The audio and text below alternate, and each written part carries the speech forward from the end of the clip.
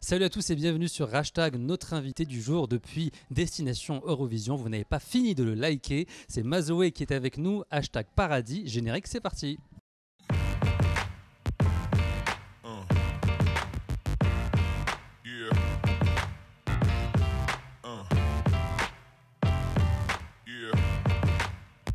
Salut Mazoé, tu vas bien? Salut, ça va et toi? Ça va super, merci d'être avec nous. Merci à toi. Sur Hashtag, on va parler de ton single Paradis qui est disponible, de ton premier album que tu prépares. Tout à fait. Mais avant, j'ai plein de questions à te poser, notamment sur Destination Eurovision. Ouais. Tu as participé le 13 janvier à la première demi-finale sur France 2. Qu'est-ce qui t'a donné envie de participer? Est-ce que c'est tes parents qui t'ont un peu poussé en te disant bon, on regarde l'émission en famille depuis longtemps, fais-le pour nous faire plaisir? Même pas en fait. Mes parents, je les éloigne un peu de ce que je fais. J'aime bien leur raconter que quand il y a des trucs vraiment concrets. Ouais. Destination Eurovision, en fait, c'est les maisons de disques qui ont reçu un appel de la prod qui recherchait des artistes. Et Dany Sainté, mon producteur, m'en a parlé. Et c'est un projet qui m'a de suite... L'Eurovision, tu regardais toi? C'était une émission que tu regardais, je crois. Ah ouais, je regarde même encore aujourd'hui. Ah, tu notais les points et tout. Je le dis pas trop parce qu'il y en a certains qui pensent que c'est un peu kitsch. Mais non, c'est pas kitsch du tout. Nous, on regarde. Donc, malheureusement, en France, il y a un peu cette image-là. Mais c'est en train de changer, je trouve. Depuis 2-3 ans, ça change. Mais on en a parlé et en fait, j'avais un titre qui était déjà fait pour mon album et j'ai trouvé qu'il collerait bien. Donc j'ai accepté. Et t'as dit go. Ça s'appelle Paradis, le titre que t'as proposé. T'es passé en première place dans l'émission. Je crois que c'était ta première télé. Que des premières. Mais pourtant, on a l'impression que t'étais quand même à l'aise, quoi. En fait, je me suis rattaché un peu à ce que je connais. C'est-à-dire, j'ai déjà fait quelques scènes. Et du coup, je me suis rattaché à ça. C'est pas vraiment la même chose, la télé et la scène, je l'ai vite compris après. Mais du coup, c'est ce qui a fait que voilà, j'ai quand même réussi à être à l'aise, à m'éclater et j'ai passé un super moment. Et à la fin de la presta, t'avais l'air content. Ah oui, j'étais archi content. Au niveau des points, un peu moins. Mais les points, on va en reparler parce qu'on n'est pas très content des points que le jury t'a donné. Les remarques qui t'ont faites en revanche, est-ce que ça t'a touché? Tu les as comprises, les remarques qu'on t'a faites? Les remarques ont été super positives. J'ai vraiment eu que des remarques positives. Isabelle Boulay a dit des choses qui m'ont vraiment touché. Elle a parlé d'un certain capital sympathie qui est vrai. Et elle a parlé d'un certain classicisme que j'avais et moi j'ai fait le conservatoire, j'ai fait du lyrique et tout, donc en fait elle a vraiment vu juste. Donc ils ont bien cerné les choses. Ouais, tout à fait. Le jury étranger, ils n'étaient pas réveillés, quoi. Je pense que première position, ils sont en train de boire le café. C'est ça, ils n'étaient pas encore devant la télé. Parce que nous, on t'aurait mis 12 points, évidemment. Tu travailles avec Dany Sainté. Dany Sainté, c'est un faiseur de tubes incroyable. Il a bossé avec Maître Gims, MHD, Louane, Florent Pagny. Donc vraiment dans plein d'univers différents. Comment tu es rencontré en contact avec lui? Est-ce que tu l'as ajouté en ami sur Facebook?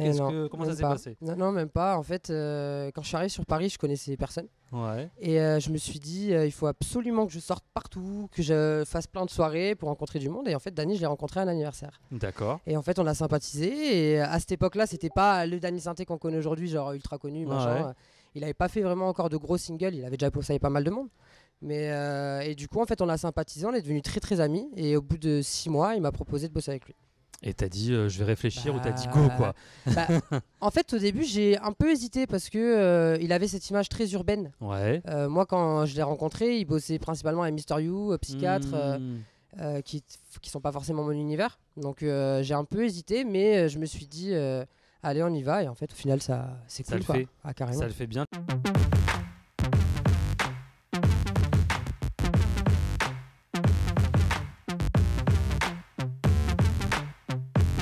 Tu prépares du coup un album actuellement. Est-ce que tu peux nous dire dans quelle direction artistique on va aller? Alors, mon album, en fait, déjà, il est en français. Totalement. Paradis, c'est le seul titre où il y a un peu de texte en anglais. Mais sinon, tous les autres titres sont en français. C'est de la chanson française avec de l'inspiration un peu pop-folk. J'aime beaucoup ce qui se passe en Angleterre. Tom Odell, Birdie, London Grammar, tout ça. Donc du coup, je me suis un peu inspiré de ça, mais en français. Ça va être du 100% français. Musicalement, ça va être plutôt pop urbain, folk. Pop folk toujours. Mais forcément, vu que le texte est en français, chanson française, variété française. D'accord. Et du coup, le titre Paradis, il évoque ton arrivée à Paris, c'est ça? Ou un peu plus que ton arrivée à Paris? On précise que tu viens quand même de Pau. Ouais, je viens de Pau. De Pau à Paris, à part le P et le A, il n'y a pas beaucoup de points en commun. Non, c'est très loin. C'est très, très à côté loin. de l'Espagne. Qu'est-ce qui évoque ce titre? Paradis, je l'ai. Déjà, oui, ça évoque mon arrivée à Paris, la claque que j'ai pris dans la tête quand je suis arrivé ici, parce que je connaissais pas. Je suis arrivé pour la première fois à 19 ans. Donc la ville. Ça fait quoi du coup quand tu dis claque? C'est trop de monde, trop de bruit, trop de gens? C'était quoi le... Ah non, surtout ville magnifique. Enfin, moi je suis arrivé en plus de nuit. Alors j'ai pris Paname en pleine nuit dans la tête et franchement c'est magnifique quoi. Et depuis j'adore cette ville et voilà. Et donc du coup ça raconte un peu ça, mais c'est surtout l'histoire d'un coup de foudre en fait. Moi, je l'ai parlé d'un coup de foudre envers Paris, mais je pense que les gens peuvent se l'approprier en mode coup de foudre avec une personne, parce que le texte est assez vague. Enfin, il peut parler de plein de choses. Un titre qui parle à tout le monde et il y a une petite touche d'anglais. Ouais, sur le refrain. Et ça a été un pur hasard. C'est vrai? Ouais. Tu t'es pas dit, allez, on va placer un peu d'anglais? Pas du tout. C'était vraiment un hasard. Ouais. En fait, c'est un titre. D'habitude, moi, quand je fais mes titres, quand je compose, je fais toujours un petit chewing-gum en anglais avant de faire le texte pour avoir une belle mélodie, machin. Et en fait, sur le refrain, c'était You Rock My Mind que j'avais sorti un peu comme ça, spontanément, quoi. Ouais. Et quand je me suis retrouvé à écrire le texte en français, sur toutes les autres parties, le texte fluide et tout, et sur le refrain, j'arrivais pas.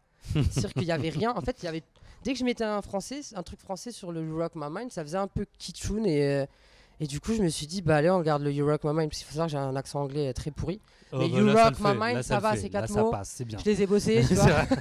Il a rock tous les jours, tous les mots. You Rock My Mind, You Rock My Mind. Donc du coup, ça passait. Mais je me suis dit, voilà, on va laisser comme ça, mais pas plus d'anglais. Juste ce qu'il faut, quoi. Je comprends. Enfin, je parle pas la langue, je la comprends pas, donc j'ai pas envie de chanter un truc. Tu vois, et du coup, un petit mot sur The Voice. J'ai vu sur internet que tu as tenté le casting de The Voice il y a quelques années maintenant. C'est ça, la première année. Ça avait donné quoi à l'époque? T'étais déjà musicalement comme tu l'es aujourd'hui, abouti dans ta musique? Non, je connaissais même pas Dany ni rien. En fait, je venais d'arriver.